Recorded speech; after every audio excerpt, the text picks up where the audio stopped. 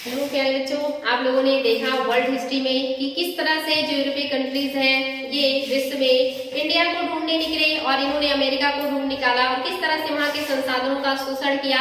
साथ ही हमने देखा अफ्रीका महाद्वीप में पहुंचे तो किस तरह के वहां की जनजातियों को इन्होंने अपना शिकार बनाया और वहां के संसाधनों का इन्होंने दोहन किया, वहां के इंसानों का इन्होंने कितना ज्यादा शोषण किया। लेकिन हमें पढ़ना है भारत के इतिहास और हम पढ़ रहे हैं भारत में आधुनिक भारत का इतिहास। हमने आपको इसलिए इतनी सारी बैकग्राउंड बताए इसके पीछे के कि आपको पता हो कि उस समय जो यूरोपीय कंट्रीज के लोग हैं ये अन्य महाद्वीपों में क्या कर रहे थे, उस समय इनकी गतिविधियां क्या थी अफ्रीका महाद्वीप और अमेरिका महाद्वीप में।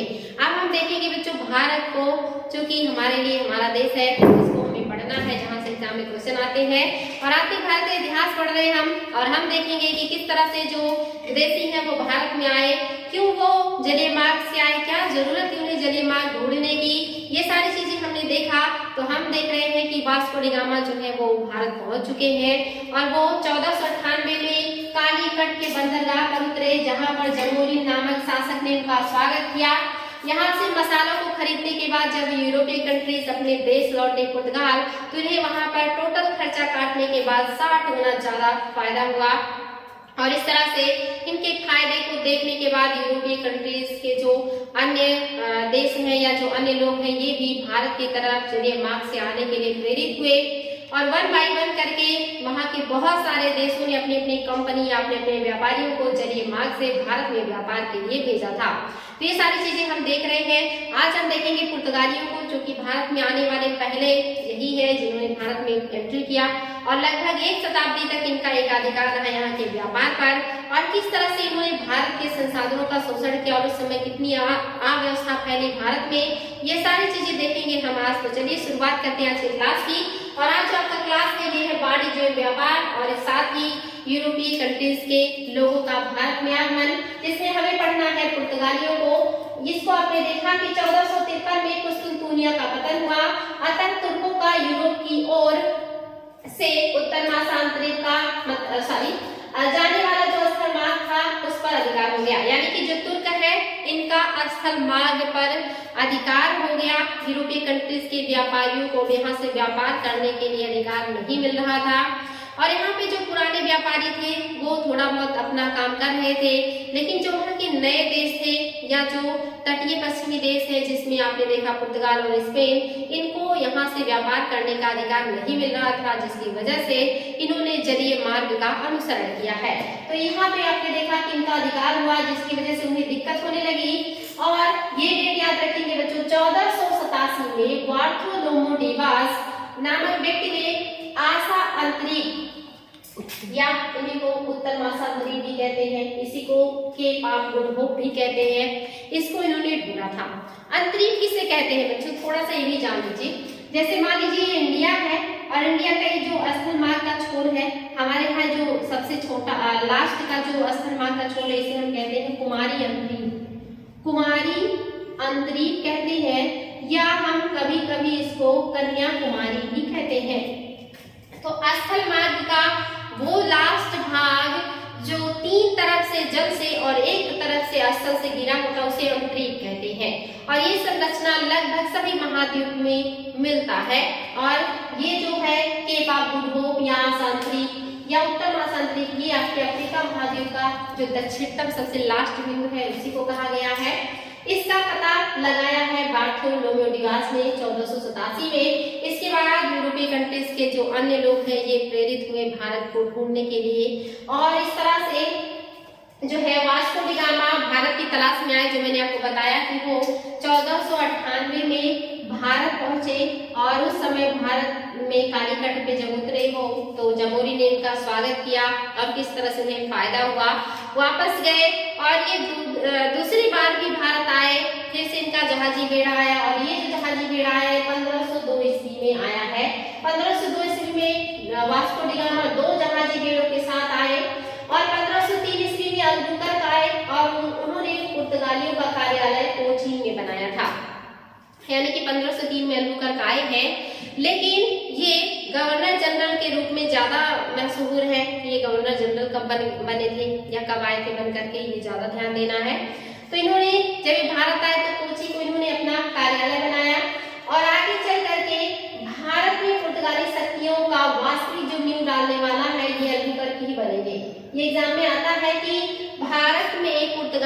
शक्तियों का जो नींव डालने वाला व्यक्ति है वो कौन है, तो अल्बुकर्क है। और उसके पहले जो पहले गवर्नर जनरल के रूप में आए थे वो दूसरे व्यक्ति हैं, उनको भी हम देखेंगे, जिनको कहा गया अल्मीडा। ध्यान देंगे बच्चों, अल्मीडा। जो अल्मीडा है ये पहले गवर्नर बनकर के आए थे पुर्तगालियों के, और इनका टाइम पीरियड भारत में 1505 से लेकर के 9 का था, यानी कि 1505 से लेकर के 1509 ईस्वी तक जो काम किया है ये अल्मीडा ने किया है भारत में। ये पुर्तगालियों के पहले गवर्नर जनरल हैं जिन्होंने पुर्तगाली फैक्ट्रियों को यहाँ पे स्थापित किया और साथ ही यहाँ पर पुर्तगालियों की स्थिति को मजबूत बनाने का काम भी किया था। जो अल्मीडा है इन्हें भारत की शक्तियों से युद्ध भी करना पड़ा था। एक तरफ मिस्र, तुर्की और जो आप देखेंगे गुजरात के शासक थे, गुजरात के शासक थे जिनका नाम था, इंपॉर्टेंट है जो है बेगड़ा या महमूद बेगड़ा। महमूद बेगड़ा के बारे में मैंने आप लोगों को पढ़ाया है कि ये बहुत ही ज्यादा भोजन करने वाले शासक हैं, हालांकि बहुत बहादुर और साहसी भी हैं। इन्होंने बहुत सारे क्षेत्रों को विजिट भी किया था, नए नए नगर भी बसाए थे गुजरात में, लेकिन ये खाने पीने के बड़े शौकीन थे। इनकी मूछें बहुत बड़ी थी और इतनी बड़ी थी कि अपने सर में उसको जो है राउंड राउंड लपेट करके रखते थे। साथ ही ये बहुत ज्यादा समोसे वगैरह भी खाया करते थे, जिसकी वजह से इन्हें इतिहास में पेटू शासक के नाम से भी जाना जाता है। तो यही है बेगड़ा। तो ये तीन शासक या शक्तियां मिस्र, तुर्की और गुजरात की शक्तियों ने मिलकर के अल्मीडा के ऊपर आक्रमण किया और इस युद्ध में जो अल्मीडा है इनके पुत्र की मृत्यु हो गई थी। इनके जो पुत्र हैं इनकी मृत्यु हो गई इस युद्ध में, लेकिन अल्मीडा ने अकेले ही इन तीनों संयुक्त शक्तियों को हराया था और पुर्तगालियों का जो पांव है वो भारत में मजबूती से स्टैब्लिश किया था अल्मीडा ने। इसलिए इंपॉर्टेंट है बच्चों की पुर्तगालियों का पहला गवर्नर जनरल डी अल्मीडा है। और इसके बाद जो गवर्नर जनरल बन के आए वो अल्बुकर्क है। ये 9 में आए थे, 1509 में आए और इसके बाद इनका टाइम पीरियड रहा, ये सबसे ज्यादा महत्वपूर्ण है और यहाँ से एग्जाम में बहुत ज्यादा क्वेश्चन भी बनता है। तो हम इन सारी चीजों को देख रहे हैं कि भारत में वास्तविक शक्ति का जो नींव डालने वाले हैं ये अल्बुकर्क है। पुर्तगालियों का पहला गवर्नर अल्मीडा है। आप देख रहे हैं 1505 से 9 ईस्वी तक ये भारत में रहे हैं और इन्होंने यहाँ पर कुछ जो है किलों का भी निर्माण किया है, यानी कि कुछ किले इन्होंने बनवाए हैं यहाँ पर। और वो किले कौन कौन से हैं, जैसे आप देखेंगे कि कुछ किलों में आपका अजानीबा है, कीवा है, बेसिन है और कोची, इन क्षेत्रों में इन्होंने किले बनवाए थे। किले मीन्स होता है या दुर्ग मीन्स होता है कि ऐसा जो है घर या ऐसा भवन जो काफी मजबूत हो, जहां पर ये अपने जो है हथियार वगैरह, साथ ही जो स्थल मार्ग से जो या कहिए कि उस देश की जो वस्तुएं होती थी जिसे वो खरीद करके वहां स्टोर करते थे गोडाउन की तरह या गोदाम की तरह, और वहां से उन वस्तुओं को जहाजी बेड़ों में रख करके अपने देश को भेजते थे या निर्यात करते थे। इसी को ये किला कहते थे या इसी को ये दुर्ग कहते थे, यानी कि एक तरह से ये गोडाउन था जहां पर ये अपनी वस्तुओं को रखते थे और कोई इसे लूटे ना या इस पर आक्रमण ना करे, इसलिए इसको काफी मजबूत बनाते थे और वहां पे वो हथियार वगैरह भी रखते थे अपनी सुरक्षा के लिए। तो ऐसे ही इन्होंने कुछ किले बनवाए हैं अल्मीडा ने। आगे 1516 ईस्वी में नया गवर्नर अल्बुकर्क बने और ये भारत में गवर्नर जनरल के रूप में आए। ये डेट इंपॉर्टेंट है बच्चों, एग्जाम में पूछता है कि जो अल्बुकर्क है इन्होंने गोवा पर अधिकार कब किया था, तो 1510 ईस्वी। ये बहुत इंपॉर्टेंट है। 1510 ईस्वी में अल्बुकर्क ने गोवा पर अधिकार किया था और ये अधिकार इन्होंने किससे किया है, तो ये इन्होंने बीजापुर के शासक से छीना था। ये भी इंपॉर्टेंट है कि किससे छीना है, तो बीजापुर के सुल्तान से इन्होंने गोवा को छीना 1510 ईस्वी में और इस पर अधिकार किया। इंपॉर्टेंट है। भारत में क्षेत्रीय शक्तियों का एक तरीके से कहिए कि क्षेत्रीय पुर्तगाली राज की स्थापना हुई और इसके साथ ही जब गोवा पर अधिकार हो गया तो यहाँ पे जो पुर्तगाली है इनका अधिकार गोवा पे होने के बाद इनकी स्थिति और भी मजबूत हुई और ये क्षेत्रीय शक्ति के रूप में उभर करके सामने आए। जो अल्बुकर्क है इन्होंने पहली बार पुर्तगाली पुरुषों को भारतीय स्त्रियों से विवाह करने के लिए प्रोत्साहित किया था। ये इंपॉर्टेंट बच्चों एग्जाम में आता है कि किस पुर्तगाली गवर्नर ने भारतीय स्त्रियों से वहां के पुरुषों को विवाह करने के लिए प्रोत्साहित किया है, तो ये अल्बुकर्क है। ये पुर्तगाली पुरुषों को प्रोत्साहित करते हैं कि आप लोग यहीं की महिलाओं से विवाह कीजिए ताकि हमारा जो जनसंख्या है वो यहाँ पे बढ़े और हमारा जो दबदबा है वो यहाँ पे कायम हो, तो इन्होंने ही प्रोत्साहित किया था और एग्जाम में क्वेश्चन भी आता है, इम्पोर्टेंट है। इनका जो व्यवहार है विजयनगर साम्राज्य के साथ अच्छा था, यानी कि अल्बुकर्क ने विजयनगर साम्राज्य से अच्छा तालमेल बना के रखा था, क्योंकि विजयनगर साम्राज्य काफी समृद्ध था, तो इसलिए इन्होंने इनके साथ अच्छा व्यवहार बना के रखा था, इनका संबंध मैत्रीपूर्ण था। आगे चल करके जो पुर्तगालियों के गवर्नर है ये बन गए थे Nuno da Cunha. Nuno da Cunha जो है ये 1529 से लेकर के 38 के बीच भारत में रहे, ये इंपॉर्टेंट है, एग्जाम में पूछ लेता है टाइम पीरियड भी, तो याद रखेंगे नीनो डी कुन्हा का जो टाइम पीरियड है 29 से लेकर के 38 का है, काफी जो है लंबा टाइम पीरियड है। इस दरमियान ये भारत में रहे और इन्होंने इस दरमियान क्या किया, अफ्रीकी जो समुद्र तट पर मोम्बासा पर अधिकार किया, मोम्बासा पर इन्होंने अधिकार किया। इसके अलावा 1530 ईस्वी में नीनो डी कुन्हा के समय में ही गोवा जो है ये पुर्तगालियों का मुख्यालय हो गया।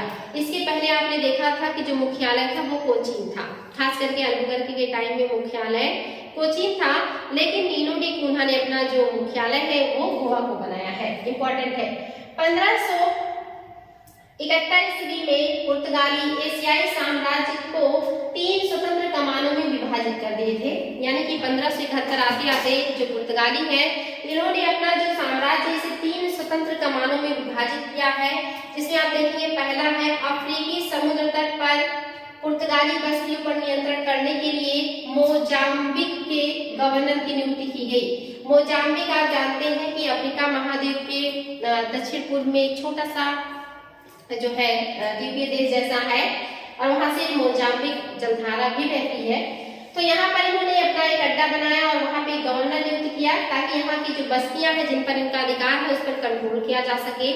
दूसरा कमान क्या है, तो भारतीय और फारस की खाड़ी के प्रदेशों को गोवा के गवर्नर के अंतर्गत रखा गया, यानी कि भारत और फारस की खाड़ी के आसपास का जो एरिया है पुर्तगालियों पर का, इस पर नियंत्रण कौन करेगा, तो ये भारत के जो गवर्नर होंगे या उनके जो समय के गोवा में प्रतिनिधि होंगे वो नियंत्रण करेंगे। तीसरा कमान इन्होंने जावा और मसाला द्वीपों के नियंत्रण के लिए मलक्का के गवर्नर की नियुक्ति की, यानी कि जो इंडोनेशिया, मलाया, मलक्का ये इलाका है यहाँ पर भी इन्होंने गवर्नर बनाया और इस क्षेत्र पर इनका नियंत्रण होता था। इस तरह से इनके 3 कमान हो गए, एक अफ्रीका महाद्वीप के पूर्वी क्षेत्र और दक्षिण क्षेत्र पर कंट्रोल करेगा, दूसरा जो है वो भारत और फारस की खाड़ी के क्षेत्र पर नियंत्रण करेगा और जो तीसरा कमान है ये जो दक्षिण पूर्वी देश है इनके क्षेत्रों पर अधिकार करके रखेगा। इस तरह से इन्होंने 3 कमान बनाए थे। जो पुर्तगाली सामुद्रिक साम्राज्य है इसे उस समय इस्तादो द इंडिया कहा जाता था। ये इंपॉर्टेंट है बच्चों कि इस्तादो द इंडिया क्या था, तो पुर्तगालियों का जो सामुद्रिक साम्राज्य था, इन्होंने जो समुद्र पर अपना साम्राज्य या जो अपना आधिपत्य कायम किया था इसी को कहा जाता था इस्तादो द इंडिया। जो पुर्तगाली है इनका जलीय बेड़ा बहुत ज्यादा मजबूत था और ये पहले जो है लोग हैं जो इन क्षेत्रों पर अधिकार किए हैं और इन्होंने यहाँ पर अधिकार करने के बाद यहाँ की चीजों का बहुत ज्यादा दोहन किया, या कहिए कि एक तरह से लोगों के ऊपर बहुत ज्यादा दबाव बना के रखा। ये समुद्र में लूटपाट भी करते थे, साथ ही इनका जलीय बेड़ा बहुत मजबूत था और हमारे यहाँ के जो जलीय बेड़े थे बहुत कमजोर थे, जिसकी वजह से हमारे यहाँ के जो शासक हैं इनसे जल में नहीं उलझते थे। आपने देखा था औरंगजेब हो या अकबर हो या जहांगीर हो, शाहजहां हो, इन शासकों ने भी जलीय क्षेत्र में विदेशियों से बिल्कुल भी झगड़ा नहीं किया है या जलीय क्षेत्र में ये इनके पास लेने के लिए मजबूर होते थे। अकबर तक भी इनसे पास लिया करते थे, यानी कि मुगल साम्राज्य का सामान अगर विश्व में निर्यात करना है जलीय मार्ग से तो उसके लिए उन्हें पुर्तगालियों से पास लेना होता था, क्योंकि जो समुद्र क्षेत्र था इस पर पुर्तगालियों का ही दबदबा था और बिना इनके पास के अगर कोई भी जो है जलीय बेड़ा समुद्र में उतरते थे तो ये उसको डुबा देते थे, उनके सामानों को ये जब्त कर लिया करते थे और इस तरह से इनका जो दबदबा है ये भारत के क्षेत्र पर हो गया। हमारे यहाँ के जो शासक है ये स्थल मार्ग पर बहुत मजबूत थे, अगर कोई उनसे स्थल पर युद्ध करता तो उन्हें बड़ी आसानी से हराया जा सकता था और इसका उदाहरण आपने देखा भी था कि जो जहांगीर है इन्होंने भी दंडित किया था पुर्तगालियों को, शाहजहां ने भी इनको दंडित किया, औरंगजेब ने तो इनको ऑर्डर ही दे दिया कि इनके सारे अधिकार समाप्त किए जाते हैं और इन्हें यहाँ व्यापार करने का अधिकार नहीं है। तो जो हमारे शासक है ये स्थल पे मजबूत है, शक्तिशाली शक्तिशाली है, लेकिन जो पुर्तगाली या जो विदेशी व्यापारी हैं ये ज्यादातर दक्षिण भारत में सक्रिय है, जो कि मुगल साम्राज्य से बाहर था। इसीलिए मुगल जो है इनसे प्रत्यक्ष रूप से कभी उलझे नहीं और इसीलिए इनको सामना नहीं करना पड़ा भारतीय शक्तियों का। और जलीय क्षेत्र में ये अपनी उद्दंडता फैलाते थे, अपनी मनमानी करते थे, चूंकि जानते थे कि जलीय क्षेत्र में इनका मुकाबला करने वाला एशियाई देशों में कोई नहीं है। तो इस तरह से ये जलीय क्षेत्र को अपने कंट्रोल में रखते थे। यहाँ से जिसको भी कोई भी सामान लेके जाना होता या लेके आना होता था उसे इनके पास की जरूरत होती थी, और अगर कोई इसके खिलाफ जाता था तो उसके साथ ये लोग गलत व्यवहार करते थे।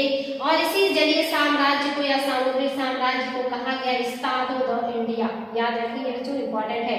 पुर्तगालियों का व्यापारिक केंद्र कहाँ था ये भी एग्जाम में पूछता है, और ये सीक्वेंस में लिखा गया है इसलिए इंपॉर्टेंट भी है। कालीकट है, पहले कालीकट पे उतरे हैं और यहाँ पर व्यापार किया।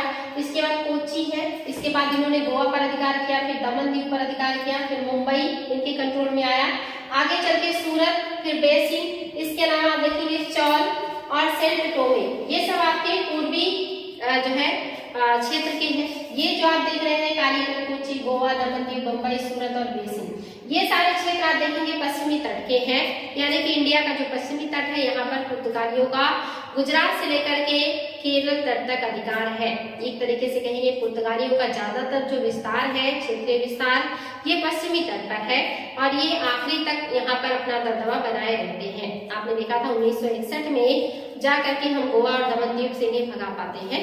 तो एग्जाम में आता है कि पश्चिमी तट पर किन विदेशी शक्तियों का आधिपत्य बना था भारत की आजादी के बाद तक, तो पुर्तगाली थे। और अगर पूर्वी तट पर पूछे तो यहाँ पे फ्रांसीसियों का आधिपत्य आजादी के बाद तक बना हुआ था। तो इम्पोर्टेंट बच्चों, यहाँ इन सारे क्षेत्र पर इन्होंने अपना धीरे धीरे अधिकार किया या अपना जो है व्यापारिक केंद्र बनाया। सेंट टोमे, चिटगांव और हुगली ये पश्चिम बंगाल का है, ये मद्रास के क्षेत्र का है। तो इस तरह से इन्होंने पूर्वी तट पर भी धीरे धीरे करके अधिकार किया, लेकिन यहाँ पर इनका जो क्षेत्र है ये सीमित है और ये एरिया है जहाँ पर ये व्यापार अपना कर रहे थे।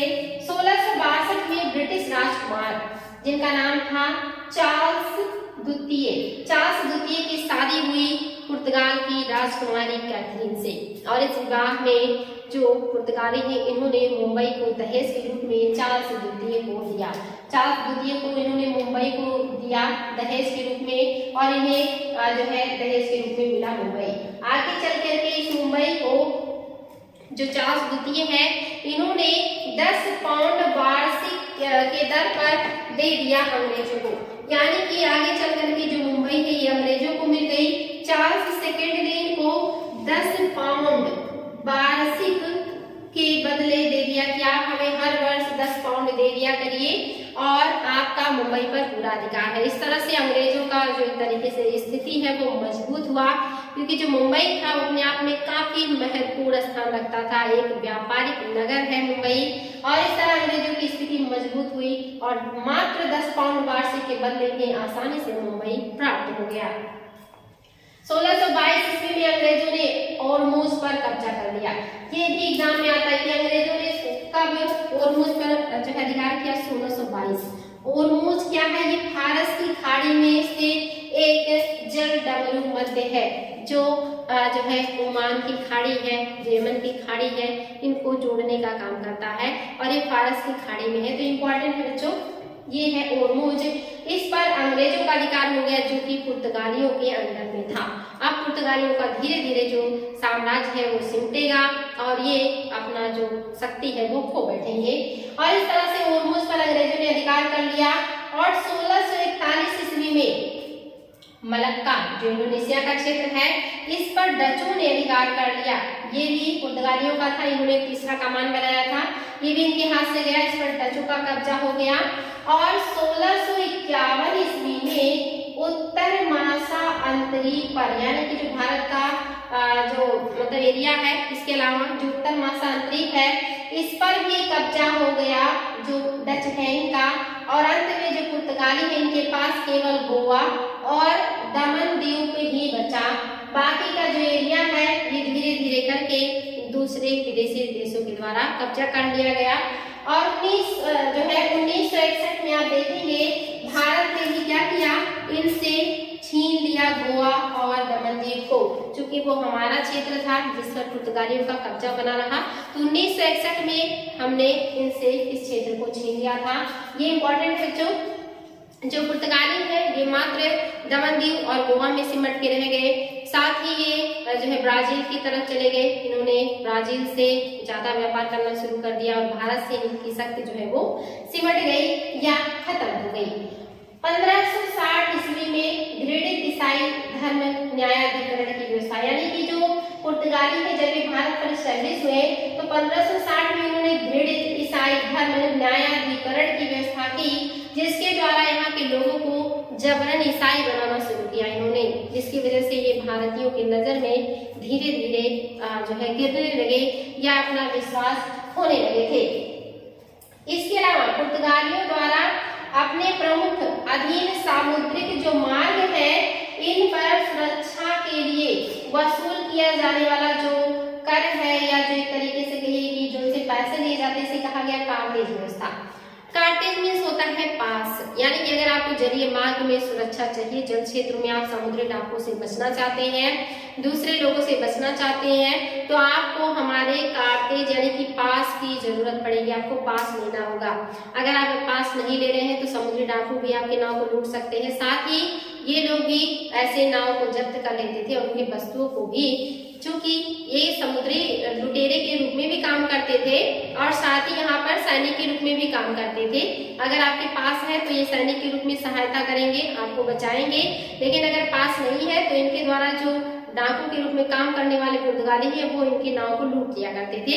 तो ये भी एग्जाम में आता है कि जो बंगाल है इसे अपना लूट का अड्डा किस विदेशियों ने बनाया था, तो पुर्तगालियों ने ही बंगाल को लूट का अड्डा बनाया था। जो बंगाल की खाड़ी है इसको लूट का अड्डा बनाया था पुर्तगालियों ने। इंपॉर्टेंट है बच्चों, ये आता है एग्जाम में, पुर्तगालियों ने ही इसको लूट का अड्डा बनाया था बंगाल को। ये इन्हीं सारे कार्यों की वजह से भारत के जो लोग हैं इनका विश्वास खोने लगे। एक तो ये जबरन लोगों को ईसाई बनाने लगे, दूसरा यहाँ के जो पुरुष है वो भारतीय महिलाओं से विवाह करने लगे और उनको अपने आप ईसाई वो बन जा रही थी, और साथ ही इन्होंने लूटपाट करना शुरू किया। इसके अलावा इन्होंने कहा कि व्यापार करना है तो आपको हमारा पास लेना होगा, अन्यथा आपके माल की कोई गारंटी नहीं है। इस तरह से भारतीयों का इन्होंने शोषण करना शुरू किया।